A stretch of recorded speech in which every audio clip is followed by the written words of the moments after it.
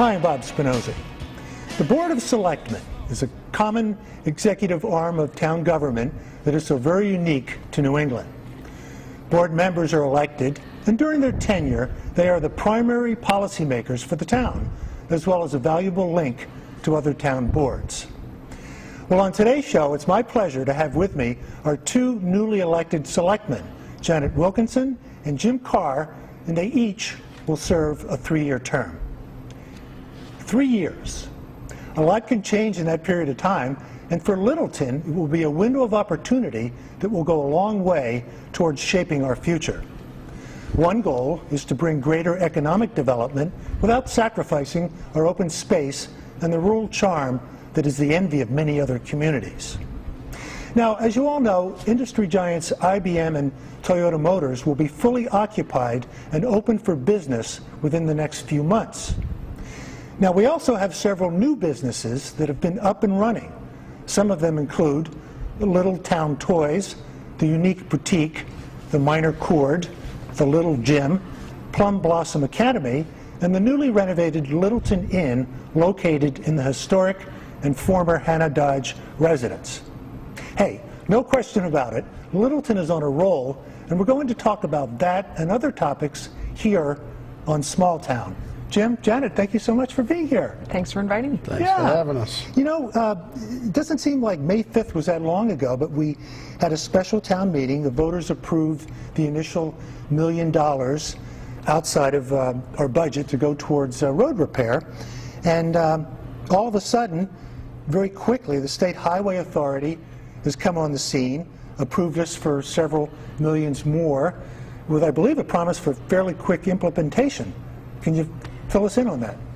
Sure. My understanding is that Mass Highway Department has granted us $5.2 million as long as we put up the $1 million that we've already requested from the town meeting.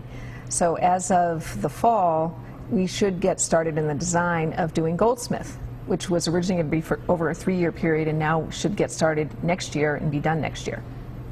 It'll be starting in the spring, actually. We're hoping to get the design done, as Janet said, and this fall, and get the bids in and have it actually bid and start renovating and actual construction in the spring of '09. And when the town administrator went into the TIP, which is the Transportation Improvement Projects, there was $17 million available, of which there were 5 projects that totaled close to $23 million, I believe it was. And Littleton was one of 6 communities or 7 communities that were on a very short list. And what the town administrator did was they gave the $1 million that the town approved to the TIP organization or the state to kind of move us ahead of everybody else, and it worked. Because we were ready, and a lot of other communities, quite frankly, weren't. We had our ducks in order, and we've been ready there you for go. about, I think it was about 10 years ago that they proposed, Representative Hall had put this on the transportation bill many years ago for Goldsmith to be improved. So we've been waiting a long time, and finally it's come through, which is delightful. Now, this $4.2 million. $2 million. This is actually federal dollars, though? It's a combination of state, federal, and I think some local funds that are combined. And so the $5.2 million will be spent on Goldsmith, and not just originally. I think we were just going to be doing the street, and now there's going to be sidewalk improvement. Yeah, the state's engineers and their scope of the project is totally different from what the town could afford and actually do. So we're going to get the Cadillac version of Goldsmith Street, so to speak. And as you started to mention, Janet, it sounds like we're going to get new sidewalks and landscaping for the entire 1.45 miles from King Street all the way down to Shaker Lane. Shaker Lane. Right, which is so important because it's the main road to Shaker Lane. And so everyone going to school needs sidewalks to get there, because none of the kids who live on Goldsmith get a bus to school to Shaker Lane, so they'll be able to walk safely. Okay, and now, you know, most of you live in other parts of the town, and before we went on the air, Janet and I were talking about the fact that we do have a list. Right. Should we call it a priority list? Sure. At town meeting, the different that's what we came factors up with. involved. There's volume of traffic, and current condition of the current road. condition. So what happened is last fall, Ivan Pegasic and Joe Knox worked together with the Highway Department, Jimmy Clyde, to come up with, and some consultants to come up with a list of roads in town. Every road in town was evaluated. So from that list, they decided which were in the worst condition, and then priorities came from that list, but also they had to look at which roads are most traveled and pushed it up based on that as well, not just condition alone. So we came up with a list. So over the next 10 years, there'd be repairs. Now, Goldsmith was going to be the first 3 years of repairs. Now, clearly, that's not going to be an issue anymore because that'll be all done by next year sometime.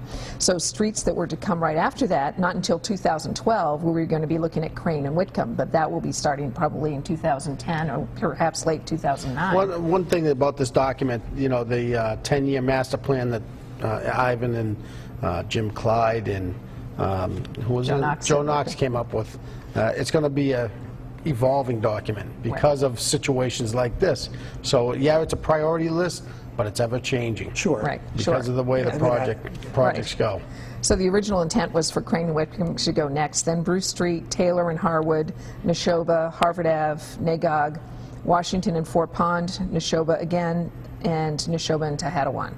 So that was the plan that was proposed for the town meeting to request the funding for some loans to come in to get the roads repaired. And so this can evolve and change, and if we get more state or federal funding, certainly things will move faster along that list. And Jim, I like the way you put that, the Cadillac. We get the Cadillac version. Yeah, absolutely. It should be mentioned, too, I'm sure everybody that travels on Goldsmith Street sees the sign, the historic sign Chucky Sweat made. And has been out there for a good year now. And I think that, you know, when Keith was going into TIP and try and fight for this money for the town, you know, he used that as some of his props, so to speak. Right. You know, took a picture of it, brought it in, and said, "Look, we're committed. The town wants this.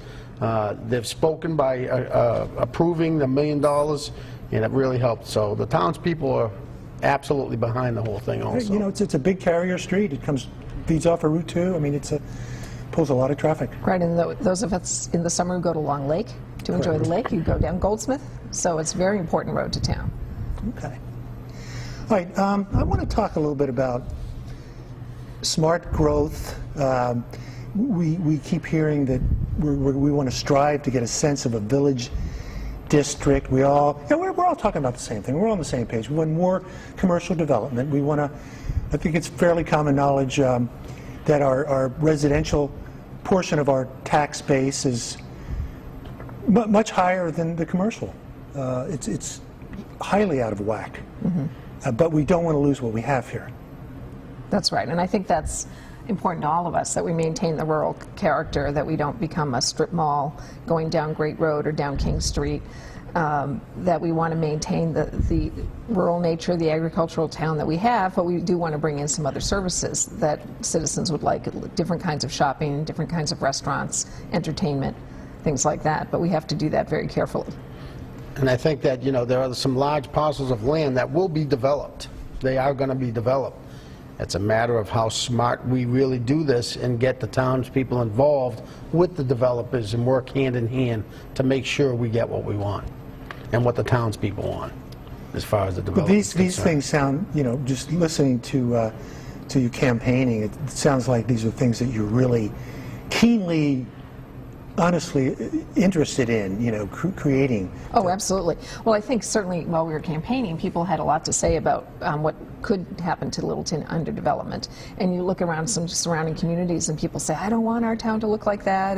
We hear it all the time. Right. Mm-hmm. So, you know, it's very important that as these other properties, for instance, Cisco, which is 90 acres along 495, when that becomes developed, and it will because they're trying to sell the property right now, and my understanding is a couple of developers are interested in either hotels or retail space, that it needs to be designed with the character in mind of the small town, that it just doesn't become, you know, a big warehouse. And I think that's a big concern for people. Either warehouses come in or huge retail stores of over 100,000 square feet and just, you know, with lots of parking and very unattractive, and that's something we have to be on top of and make sure that doesn't happen.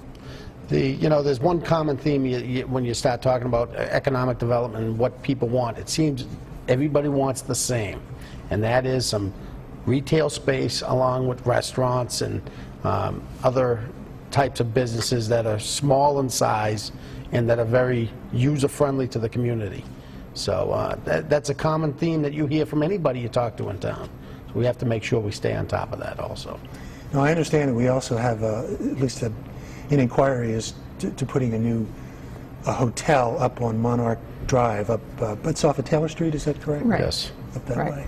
Yeah, that's my Nothing's understanding. definite yet, but I don't think that's definite yet, but definitely a hotel, although I have heard more specifically that it might be like a Holiday Residence Inn, Residence Inn, yeah. which is owned by Holiday Inn, I think. Yeah, I Is it- think so, Or yeah. Marriott, I'm not sure. Marriott, But I yeah, think. that's that type of hotel, but not in a massive high-rise hotel, more of a general, small suites or something like that. Yeah, suite smaller type, hotel. Suite Right. type. And if you're looking at tax base, hotels is a good business to have in town.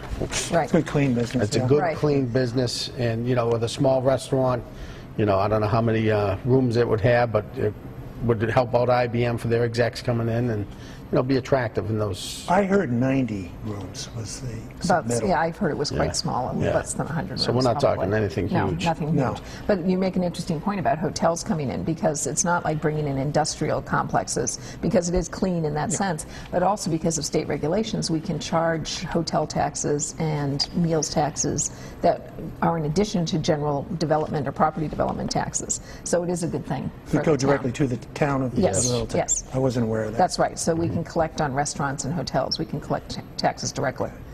Very important thing, though, in addition to what we're talking about, a new police station. Yes. Huge. Now, that, I heard, might be coming up, we have a special town meeting this fall, is it? This fall, Right. correct. But this has just been approved in this past town meeting for Okay. the new police and fire station over on King Street. No, not King Street, No, I'm it's sorry. 119. 119, Great Road. Great Road, Continues, yeah. Right.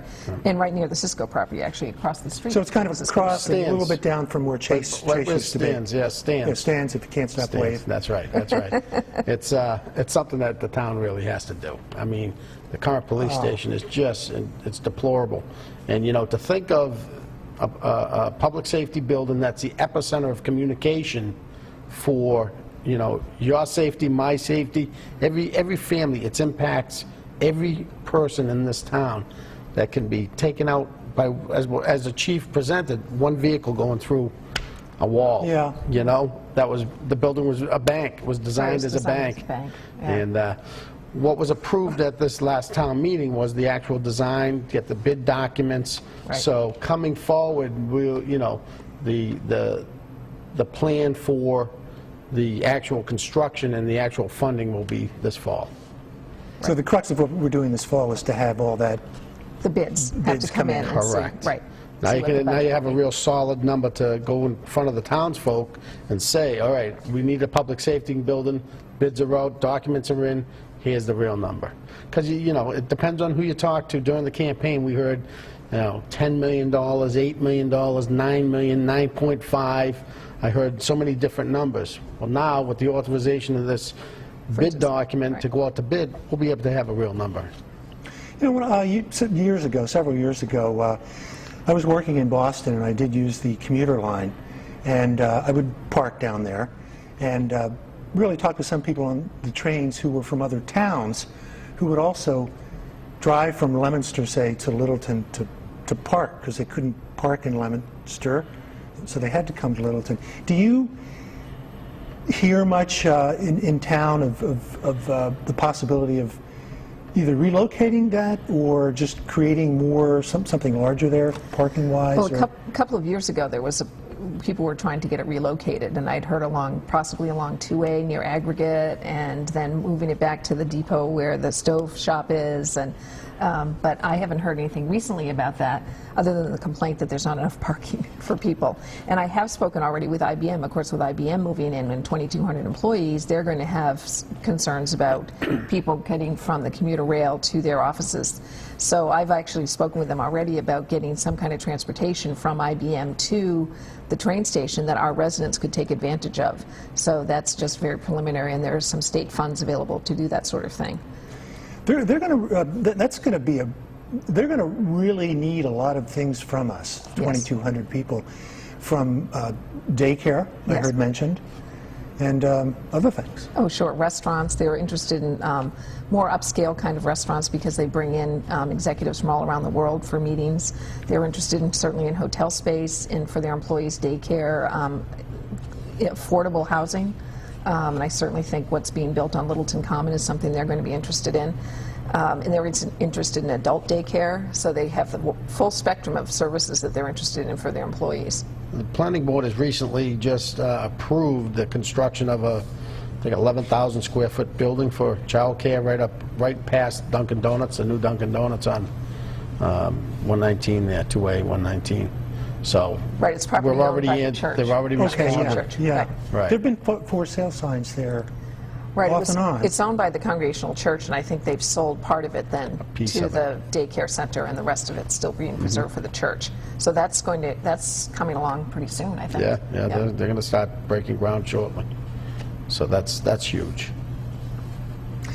I want to talk about the two of you a little bit. Now, you both have families, you have jobs, and yet you devote so much of your other time and expertise and energy to helping out Littleton. I think that's just a wonderful thing.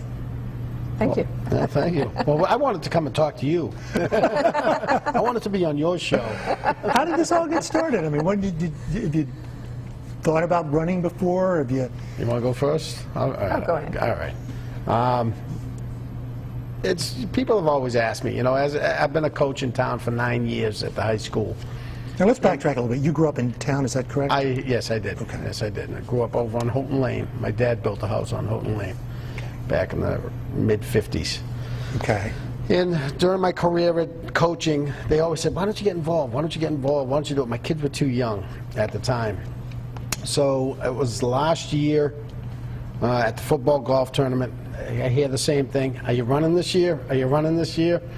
And I said, well, I'll think about it. I'll think about it. So come November, December, I made my mind up. Right after football season, I'd throw my hat in the ring to get involved. And with all the development going on right now, with IBM coming in town, I thought I could try and help out the town to make sure we make some good decisions.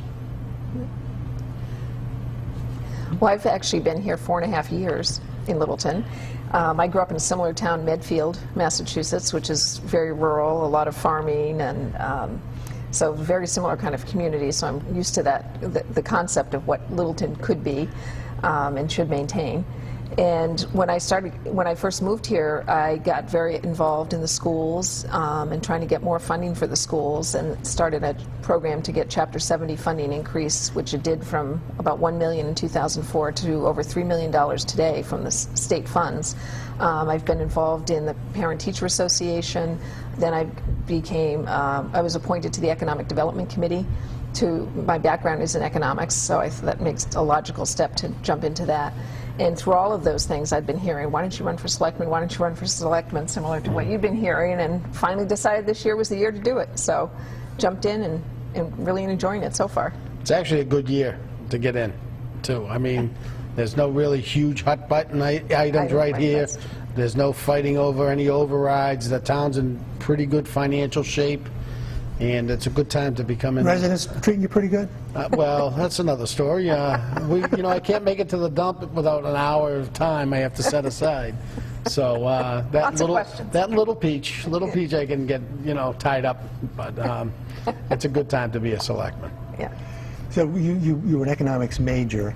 As my undergraduate degree. Yeah, and we have what, about a $30 million, roughly a $30 million budget. Yeah. That's right. So that's yeah. a lot to oversee. Right, and about 50% of that is for the schools. So it's important to understand what's going on in the schools and how we get money and funding for the schools, and contract negotiations, which will be coming up for the schools. So that's an important piece, as well as general understanding of the economy and what's going on in the state and at the federal level.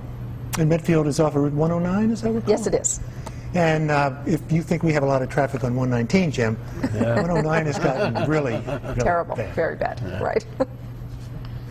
Okay, Janet, you're also going to, I'll call it kind of a summer school kind of a thing. You're going to take the responsibility for the board to have summer hours. Can you talk about that a little bit?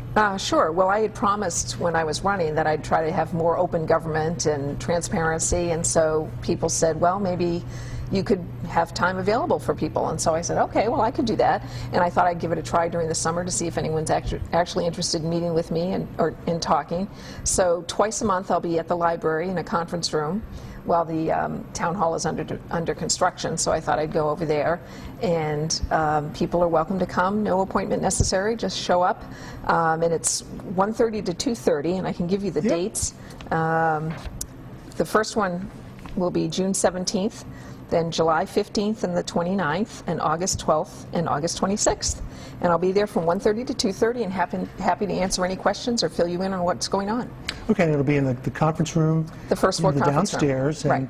there's no appointment necessary. Right. So if anyone wants to come and chat, I'd be happy to talk with them about anything that's going on. And they'll bring the coffee. The coffee's already at the library.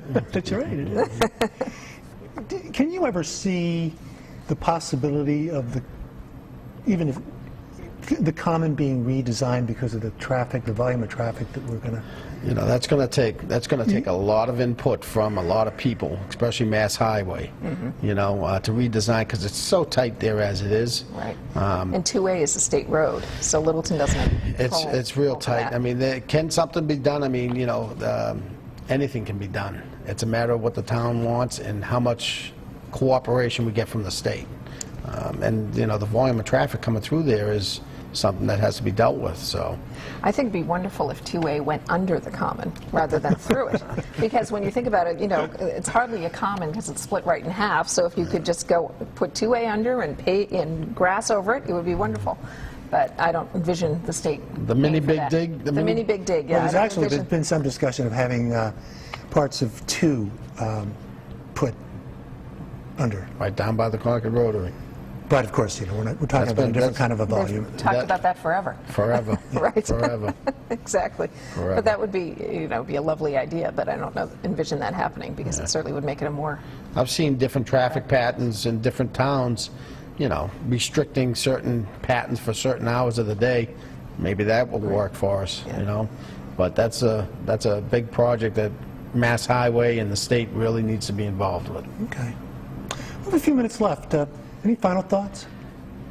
Well, I think this is a very exciting time for Littleton because I think there's a lot of opportunity with economic development coming in, and I think we're one of the last communities on 495 who hasn't seen a surge in development, and I think since we're on top of it right now, we can do it the right way rather than some of the mistakes that have been made in other places. So we get to learn from their mistakes perhaps and do something better for our town. And I think about that very point that you make, Janet. We haven't quite had the commercial development that the other towns on 495 have. And if you go right down the line from 290 coming back in this direction, just about every exit now has a stop sign, as a stop light rather. Yes. Stop light. That's right. Because of the volume of traffic and that there's more commercial development there. I'm not necessarily crazy about it. I don't know how you feel about it, but I mean it's going to happen. So. Right. But if we do it the right way, it can That's the look key. more attractive. And it is, like you say, it is going to Well, happen. it It is, is going to right. happen. And we need to make sure we make the best of it. What's best for the town? And I think that those of us in town that want to make sure that it's done right, come on out. You know, the boards are always open. We want to hear what people are talking about. We want to hear what, you know, you want as townspeople to make sure that when decisions are made, they're educated and they're what the town needs and wants and what's going to be best for the town. So I'd encourage anybody to come and talk to us. Well, I know I myself feel a lot of energy amongst the board members and Keith Bergman. Not that it didn't exist before, but just it's a feeling, and it's a very positive feeling. It's a different time. Right. It's a different time. And I think we're trying to be very positive and, you know, let some of the previous difficulties go and move forward and know that we're going to create a great future for the town. yeah. Let it go, right. Yeah. And know that we're trying to create something good and wonderful for all the citizens and that we're open to hearing from them and doing what they want. Okay. All right, then we'll move forward now. That's right. Great. Janet, Jim, thank you so much for being with me and for letting our folks in on what's going on here. Great.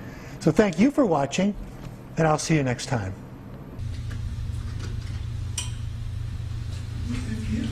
Thank you. brand new offices here in the town hall. Yeah, did you look No. around? Well, you know I did. And it looks like there's a better flow of traffic. Yeah, yeah. That's one of the things. Plus, it looks brand new now, too. Yeah, and it's exciting for the Council on Yeah, Aging too, yeah. because now we're going to acquire a room, an extra room. Where the Conservation Yeah. Commission used to be. Yeah, and I'm happy about that because maybe we can do some other, programs for them. Won't be so crowded. Right. Yeah. You know, I did the show yesterday with the two new selectmen, Janet and Jim. And one of the things that I mentioned at the end of the show was the fact that we have several new businesses in town. Uh-huh. And I did mention the Littleton Inn. Good. And you're going to be doing a story with them. Well, I'm going to be with you, actually. Yeah, But it's yeah. going to be on Littleton Common, penciled in for July show, is that correct? I hope so, yes, and we're getting together with Mary Dugan and Tom soon. Okay. And really, it's a good story. It's a good story. No, It's it is. interesting. Mhm. Yeah, and it's in the old Hannah Dodge residence, so it has a lot of local history attached to it as well. And because of that, you know that you and I are always out there looking for different storylines and people that do things so that we can put it on our shows. Right. And any of you who are watching, if you know anyone in town who has a unique hobby or kind of a different kind of a job, give us a call and let us know. We'd love to do a show with them. Yeah, yeah. I don't mind if they call me, or maybe you don't mind if they call you, or they can call Mark. Absolutely, 978-486-9079. And 263-7905. And give us a call because we do want to show Littleton off. Right. I think we have a lot of talent here, and we have a lot of interesting people. So give us a call because we should tell your story. Now, I have a question for you, kind of off the subject. Okay. Janet Wilkinson and I were talking about the fact that, a woman in office, and apparently selectman is gender neutral, Oh, the yeah. term selectman. Okay. But what if all 5 selectmen were women? Oh. It'd be a bit of a quandary, wouldn't it? We'd think of something. We definitely would think of something for that. And I wonder if that is true of any town at all. But Could see the day. Why not? why not? Yeah. Okay. All right. I like that. Go ahead. Well, I'm fine. Can you pull any strings now when we go to Littleton Inn and line up a couple of those breakfast muffins that Mary's so famous for? Oh, she would willingly do something for us. In fact, let's plan doing it early in the morning so we do get a breakfast. Gotcha. How's that? Okay. We'll see you later.